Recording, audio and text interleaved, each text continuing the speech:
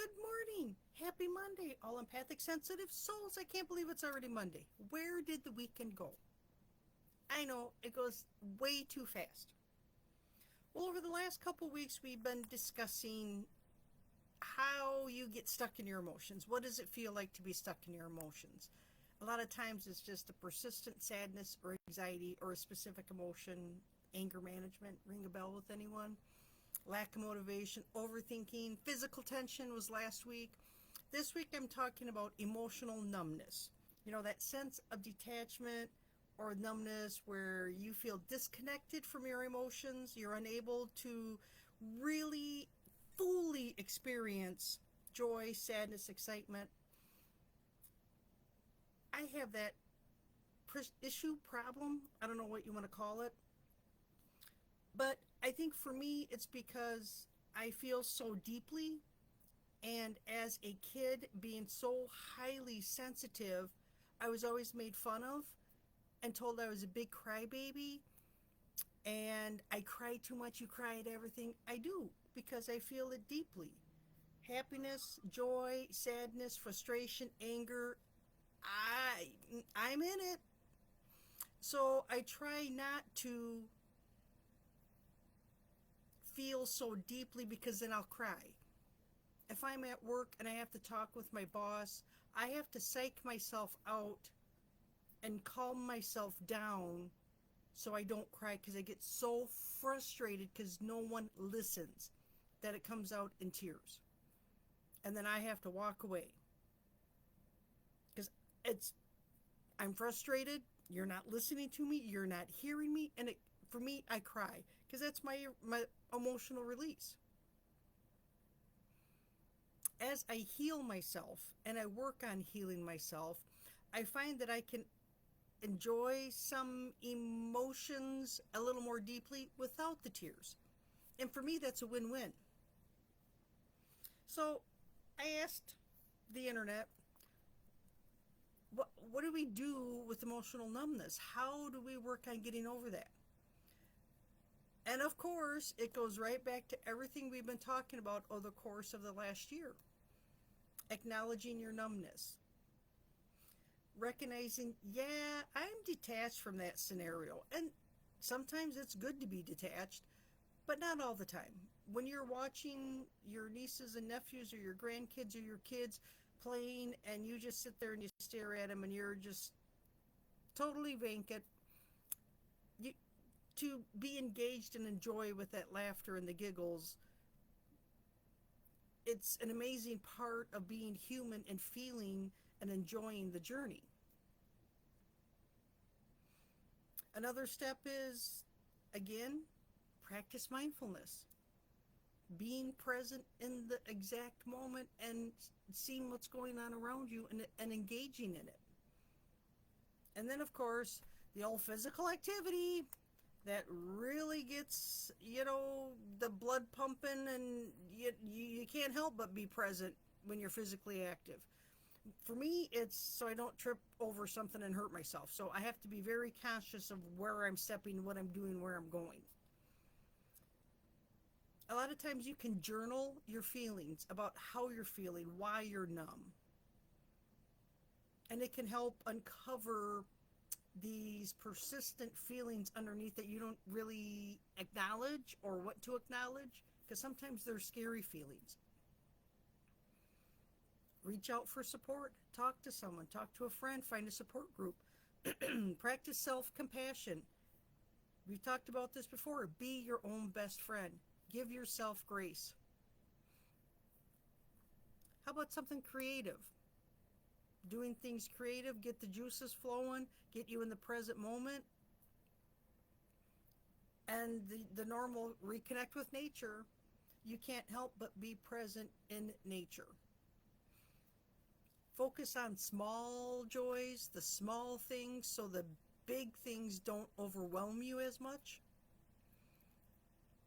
And practice gratitude. All these steps that we've been talking about over the course of the last 6 months seem to always point to these main things. Be your own best friend. Meditate or do some type of mindfulness practice. Physical activity always seems to be one in there. I know I need my more physical activity, but I haven't got that far. Focusing on the here and now. Acknowledging your feelings, and you have a right to feel what you're feeling. But if you wish to change that, you have the power to do so. Emotional numbness, I think a lot of people suffer or deal with or have emotional numbness. And a lot of people that can't control it with their mind, cannot numb themselves with their mind, do it by using other methods, as in alcohol or drugs, something of the sort, to numb themselves because they don't want to feel.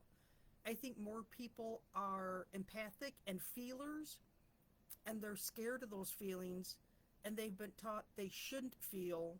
You know, boys are supposed to be brave and not cry. Boys are supposed to put on the "we can do it," and it's okay to cry and it's okay to have emotions. And as women, if you cry, it's a sign of weakness. I don't know.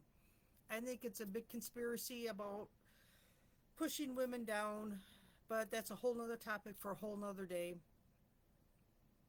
But it's okay to express your emotions, and it's okay to feel your emotions.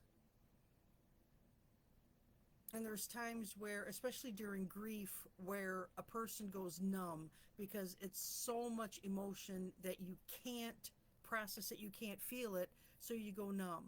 And that's okay. There is nothing wrong with that. It's the problem that if you stay in that numbness and you never get out of that numbness, you never get out of that cycle, that's when it becomes hard to deal with living in life as we know it today. I hope this helps. I hope this gives you some tips and tricks.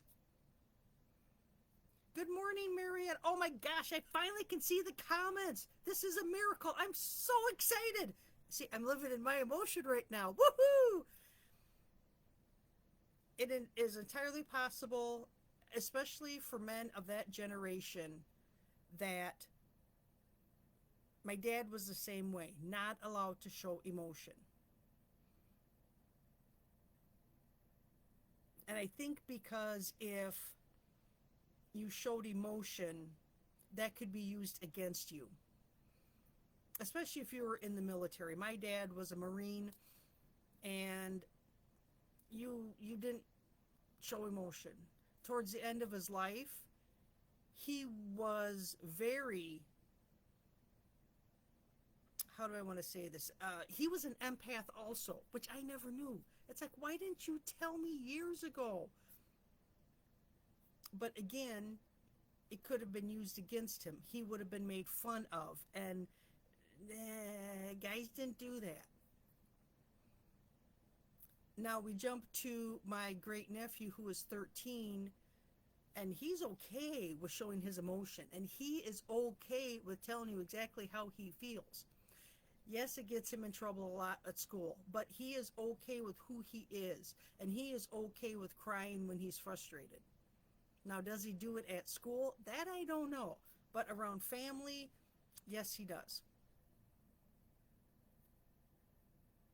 And I have worked with him and done sessions with him on releasing some of those pent-up anger and frustration and all that stuff you deal with at school with bullies, and it helps him. I have done sessions with him, of course, for a child, a 13-year-old.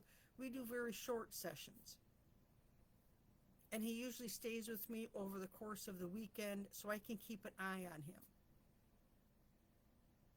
And I find it funny that his dad is like, what do you do to him? Well, what do you mean, what do I do to him? Well, when he comes back home, he is so calm and kind. And I'm like, well, one, I don't expect him to be the adult. I don't expect him to be responsible for anything except himself, taking care of himself, making sure that He washes his hands and he goes to the bathroom. You know, the important things. I don't make him be an adult. It's my responsibility as an adult in my own household to be the adult. And by taking that layer of pressure off of him, he's not responsible for anybody but himself. He has younger sisters.